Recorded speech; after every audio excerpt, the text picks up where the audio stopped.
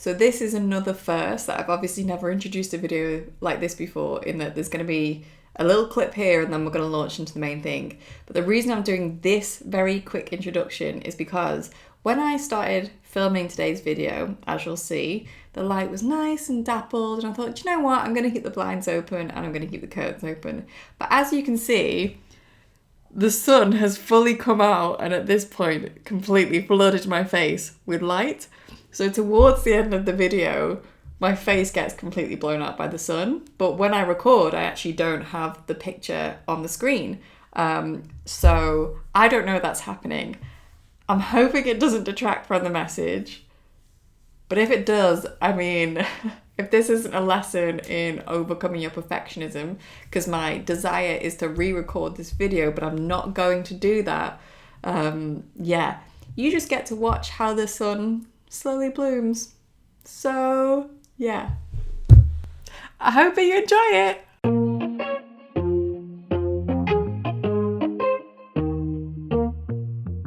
For coming up to a year now, I have been keeping an evening diary where every night when I go to bed, the first thing I do when I actually get in bed is pull out my little diary and just write a very short summary of how my mood has been that day, how my energy levels have been, how my mind has been.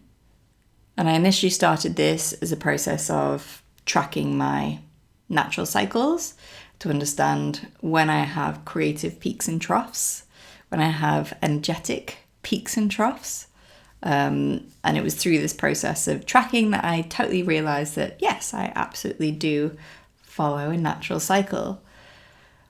But what I also discovered from doing that diary is habitually, as I was reflecting on whether the day had been a good one or a bad one, the way I would judge that was based on how productive I felt I'd been. So if there was a day where my energy maybe was a bit lower and I hadn't got as much work done as intended, or I'd had to take a break, I would write, today has not been a good day. Today has been a bad day. I didn't manage to get everything done. And I would say it was probably only after about 8 months of doing this and actually writing this every night in my diary that I realized what I was doing. And I realized that there was a fundamental part of me that judged whether I was good or not based on how productive I'd been. And it was something that I only actually realized when I was flipping back through the diary to see, to try and identify these patterns and compare. And I just noticed that this is what I'd been doing. And it's something that I wasn't conscious of in any way whatsoever. But this realization that my self-worth was tied to my perceived levels of productivity was a massive shift for me. Was a complete realization of how I had been utterly addicted to the feelings of being productive. And it's no surprise, really, when you consider how we typically are raised, typically are supported to adulthood through things like education, through a typical job whereby your productivity is the standard and is the measuring stick for so much about you, for how the world perceives you. Because if you work in a job and you are more productive, you are rewarded with, supposedly rewarded with things like pay rises, promotions, because you're seen as a hard worker. And that obviously feels very reassuring It's nice to receive that affirmation of your worth. And it starts in school as well, with homework. If you complete your homework, there's a sense of, again, affirmation, validation. Well done. You're a good girl. You did your homework. I can see that you've clearly spent time studying. You've revised for exams. Well done. You're a good girl. And I was someone who did very well in school. And I think upon reflection, it's because I derived a lot of my sense of worthiness and ultimately, I'm going to say it, lovability, based on those feelings of achievement through productivity.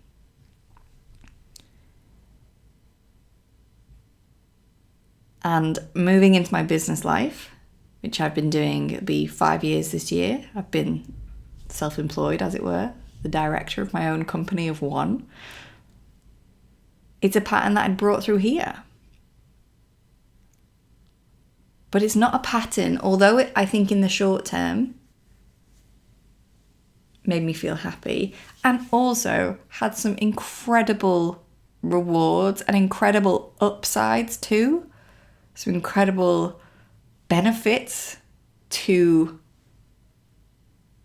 embracing productivity. I think it also plays into a myth that if we are productive enough, then we will succeed at whatever we want to succeed. But if we are unproductive, that's the opposite, right? We're going to fail. And I know for me, the complication with this is that productivity in and of itself, I don't believe is a bad thing. Understanding how to get the best out of yourself, understanding the conditions and the environments and the tools and habits that you can create to set yourself up to be more productive, again, in and of itself, not a bad thing. But the confusion and the dark side of it definitely came for me where my sense of worthiness and lovability became directly linked to how productive I was. And so for me, trying to rest, when my body tells me I need to rest, it actually feels crap. It feels really bad in my body. Because although I know at times I need to rest, although I know at times that trying to push through will be counterproductive, the act of stopping, the act of putting work down, the act of stepping away when I know I could continue to push through feels bad because my body, my emotions, whatever patterns are within me associates productivity with love. So if I stop, if I rest, I am therefore unworthy of love. I am less lovable. I am less accepted. My worth as a human is diminished by me resting. And I think it's an interesting way to look at our relation to productivity, and mine personally my story personally resonates with the idea that I was addicted to productivity. I was addicted to the feelings of being productive because they made me feel good. They made me feel worthy. They made me feel like I was excelling and achieving and moving forwards. But setting that aside, the point where it becomes unhealthy is when we override what our body actually needs because we're chasing that high, we're chasing that feeling. So it is no surprise, just like you would consider normal addictions, when you start to change that pattern and change that behavior, you'll experience a level of withdrawal. And on a certain biological level, it's because your body is primed to experience those emotions. It's primed to deal with the levels of adrenaline that you might get, that rush of dopamine that we get from feeling productive.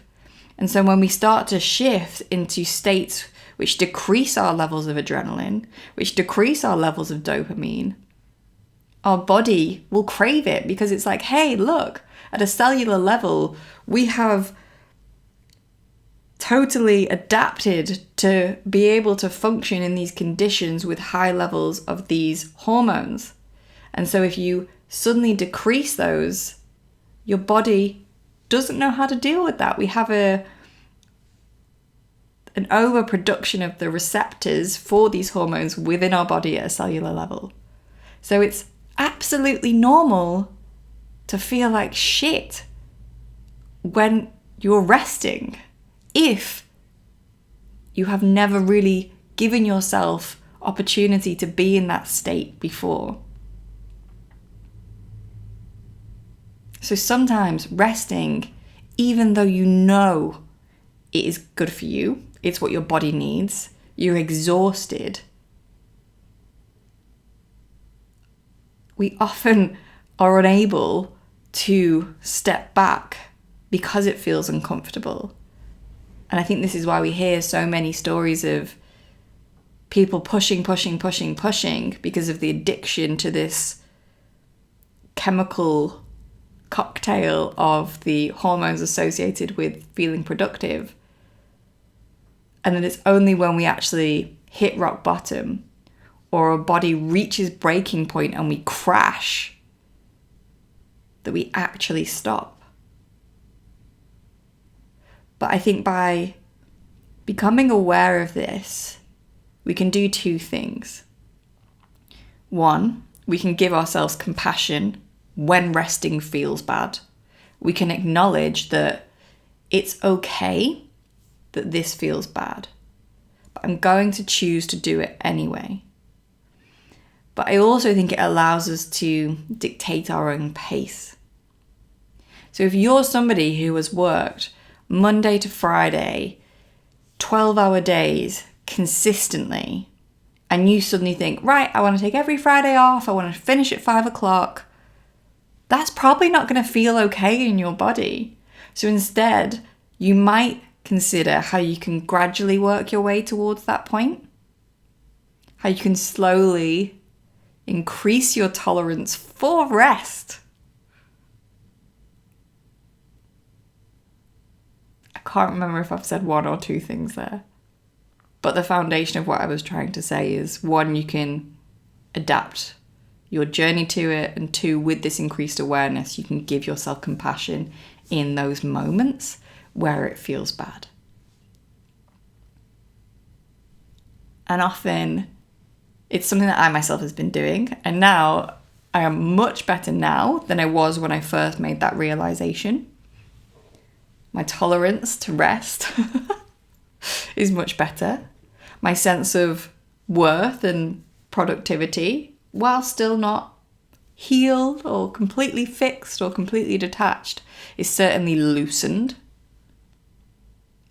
And mainly in the sense that when those feelings of I'm really struggling to switch off come in, that level of awareness allows that little bit of distance to go, I think I know why though, and that's okay.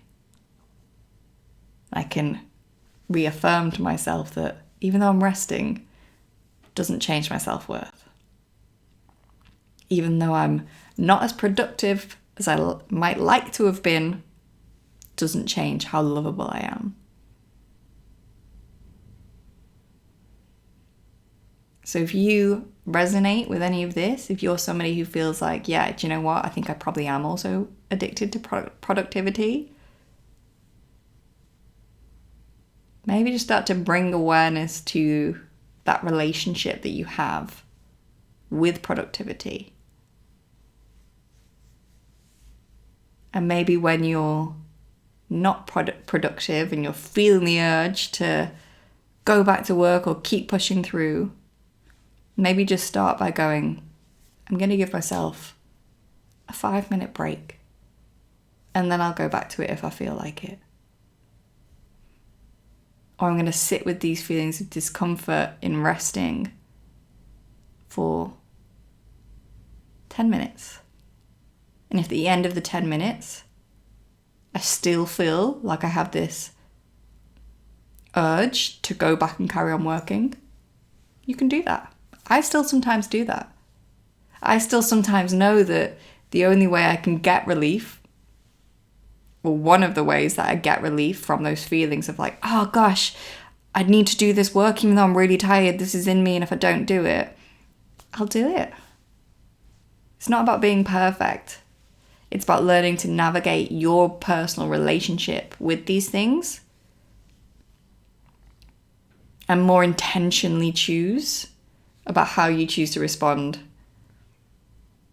to uncomfortable emotions, instead of being driven by patterns and habits that have formed over however many years of your life. We can start to really look at what do we want, not what does society say. How do we want to exist? What do we want our days to look like?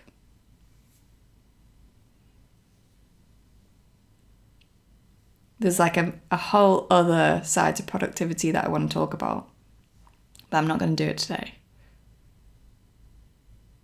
All I will say actually is that productivity is a bit of a myth, as in there's a popular narrative in society that if you are able to maintain a certain level of productivity, you will be able to achieve, have, do everything. And to be honest, that's just bullshit. I'm not going to go into that anymore right now. But yeah. Your productivity does not determine your worthiness. And if you find yourself judging your days on whether it's been productive or not, then this is an invitation for you to examine that relationship.